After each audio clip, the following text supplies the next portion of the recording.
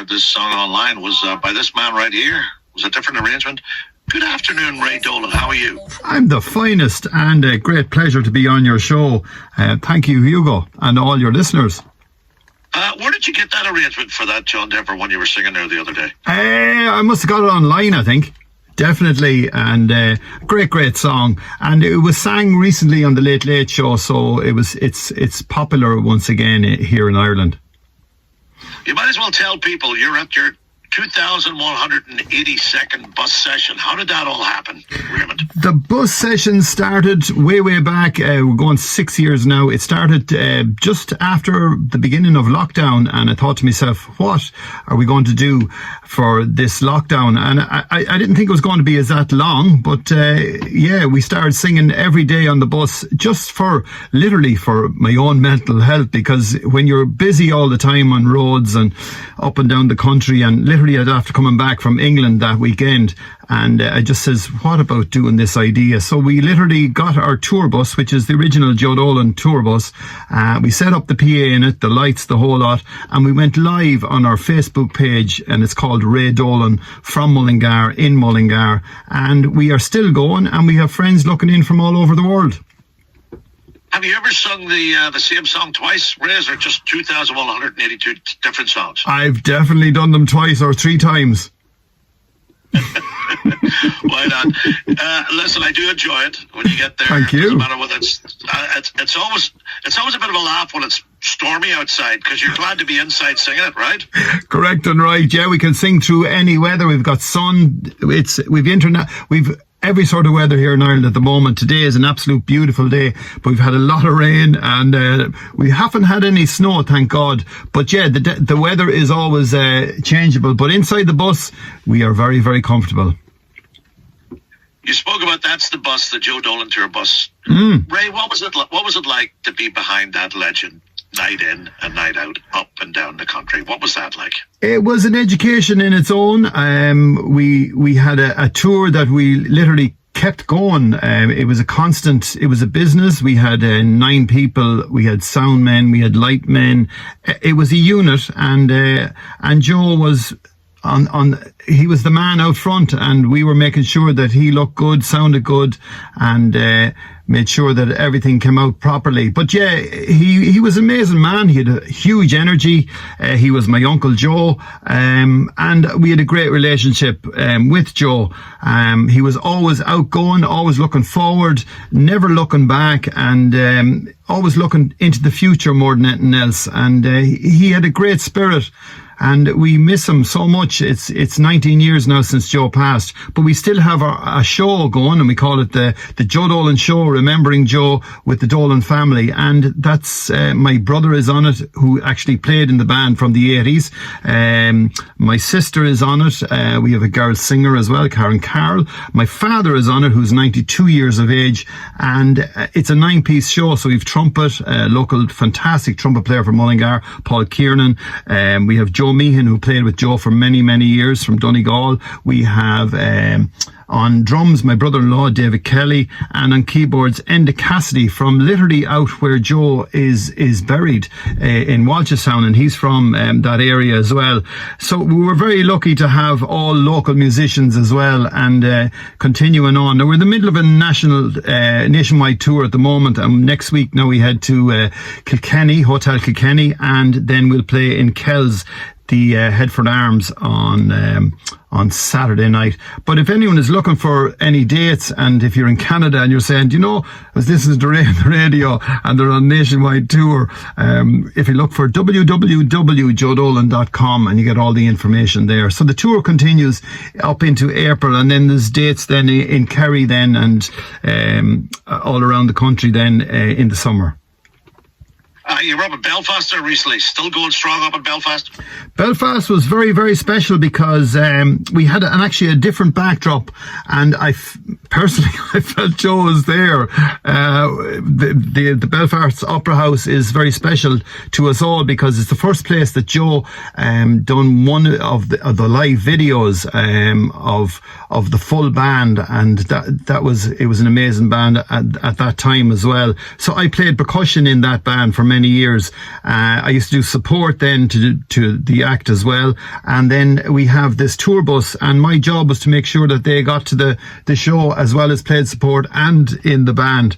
So, we had great memories of Belfast, and I felt sort of very, very conscious that Joe was watching that night. But Belfast is always special. Ray, look, your father had this thought way back in 1968 when Joe was there with the Drifters, and he's knocking it out with all the other show bands, the hundreds of show bands up and down, north, south, east, and west in the country. But it was your father Ben who decided you needed to make a statement here, and he hired Albert Hammond to write that song, and the rest is history, right? Yeah, well, there's a lot of history to it. Albert Hammond, was with the record company, and Tom Jones was actually on that label as well.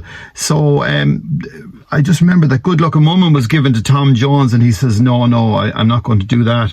So that was to Joe's advantage, because it became a hit nearly 3 times or 4 times during his career.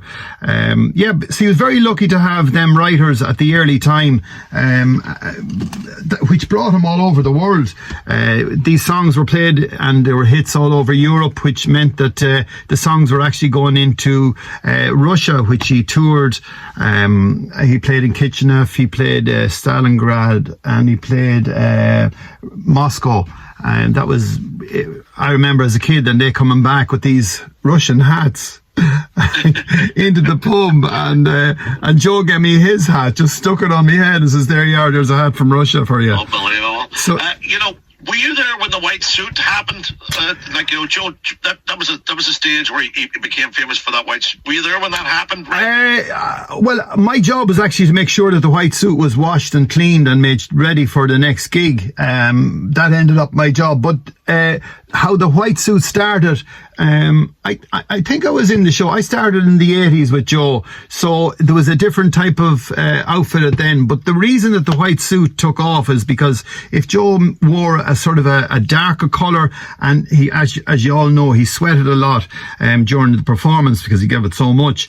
But the white suit would not show his perspiration coming through, so it became a very important part of the show. And then the white tie, and then throwing out the white tie, and then he had the white boots, and would you believe it? He was buried in his white suit, which is unbelievable. Yeah. And look, you went to see the show, because I always watched that video when you went to the Gaiety Theatre, and I asked you about this personally. What would Joe think of that whole play, the night Joe Dolan's car broke down? What would he think about it? Well, I'd say he'd be very happy that he's been remembered, and that people have shown so much regard for him, and that the show was such a success as well. And I think it still continues in the up playing in Dublin. I think it tours all over the world at this stage, the night Joe Dolan's car broke down. I went to see it, but I just could not connect with it. I found it very hard to, maybe I need to go 3 or 4 times. Well, the reason why you couldn't connect with us, because you were the guy that drove the bus. Yeah, but that break down, right?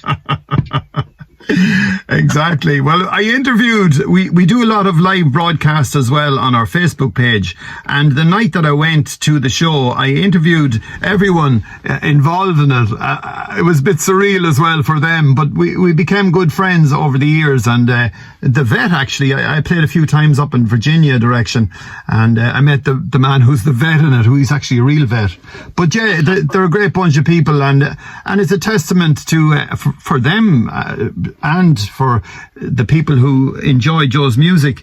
They still come out and they still enjoy his music, which transcends through all the generations as well, And how's your father keeping? How's Ben doing? Is he still touring with the band? Oh God, yeah. Well, in a way, it's his time, because originally my father started in show business playing with local bands around Mullingar, and then Joe started to sing with different bands, and then they said, you know what, we'll put a band together, and that became the Drifters show band.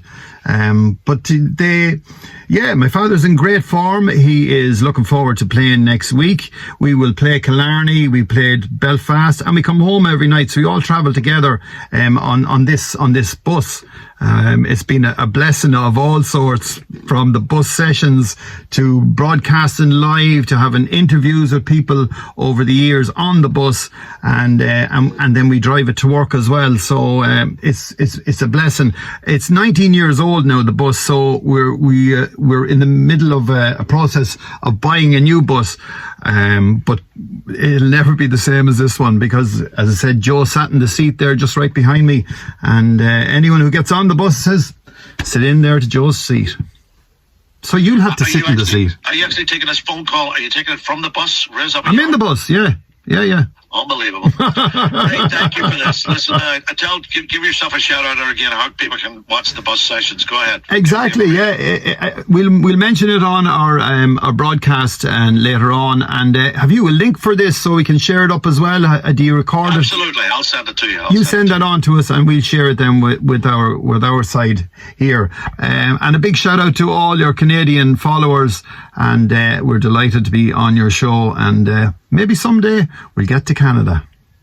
Absolutely. Ray, thanks for this, and thanks for the bus sessions. I can only go out with a good-looking woman. What do you think? Oh, definitely. Thanks, Hugo. Bye for now. All the best, Ray. Thank you. There